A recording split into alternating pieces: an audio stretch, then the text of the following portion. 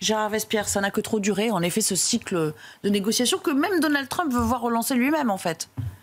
Quand vous avez effectivement des nationaux comme les 2 Français qui sont encore détenus par l'État voyou iranien, du chantage d'État, vous prenez des citoyens d'un pays, qui soit belge, suédois, américain, allemand, français, et donc vous avez une pression sur le gouvernement qui a, lui, son opinion publique à gérer, qui demande la libération. Donc, effectivement, c'est un terrorisme d'État qui amène les autres États à la négociation. Bon.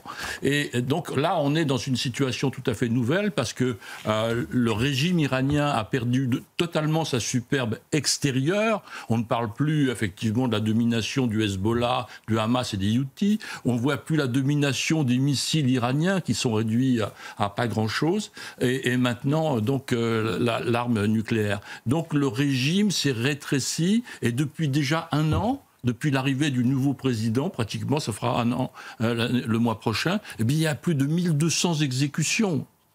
1200 exécutions avec un président dit modéré, voyez-vous. Oui. Donc ça, c'est vraiment de l'humour triste. Bon. Donc on est dans un système qui ne possède plus que cette carte. Et maintenant, ça va être, comme vous venez de le dire, au peuple iranien de décider à quel instant, parce qu'il y aura une goutte qui va faire déborder le vase de la totalité de la population. Il y a grosso modo 1 million de soldats, de gardiens de la Révolution et de membres des services de sécurité. Oui. Il y a 90 millions d'Iraniens.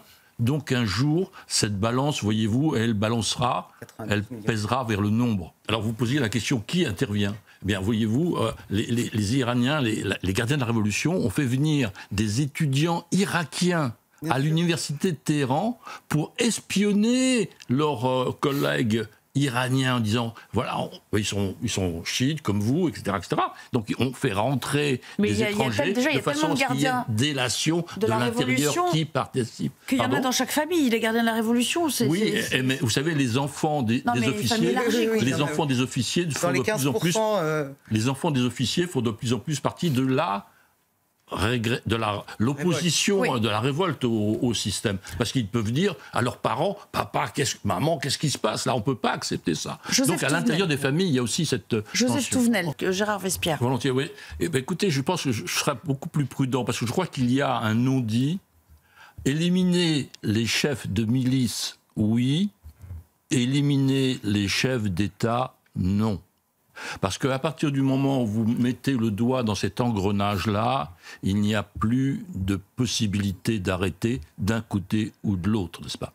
Donc, je ne pense pas, en plus, techniquement, politiquement, stratégiquement, que l'élimination de Khamenei soit la fin de la fin du régime. Il ne faut pas arriver par la tête, il faut arriver par la base. Comme je le disais tout à l'heure, c'est les 90 millions d'Iraniens ou les 80 millions qui sont anti-régime, d'accord, si on fait un peu cette répartition-là, qui vont pouvoir agir. Ce n'est pas en tuant la tête que vous allez pouvoir... Oui, ce sera un Mais choc. la base, c'est quoi? C'est 800 000 gardiens de la Révolution. Il faut y aller quand même pour détruire la base. Il y a un rapport de 1 à 100. Donc, voilà. C'est beaucoup de monde à éliminer, il faut du temps. Mais à partir du moment où vous avez effectivement le ver dans le fruit, comme on l'évoquait tout à l'heure, n'est-ce pas? Combien dans les gardiens de la Révolution, combien dans les Bassidj sont déjà dans leur tête après? Gérard, un dernier mot. Sur le ratio, tiens, ça m'intéresse aussi. On ne peut pas revenir, parce que les B2 sont américains. Les F-15 israéliens sont américains. Les F-16 israéliens sont américains. Les F-35 aussi. Donc la puissance militaire... Il y a une alliance stratégique depuis plus de 25 ans contre l'Iran nucléaire, entre Israël et les États-Unis, entre le Mossad et le CIA, entre le Pentagone. Donc la France n'a plus de voix de cité dans cette histoire. Parce que c'est une question de dimension. C'est une question de dimension. Ouais. Merci beaucoup.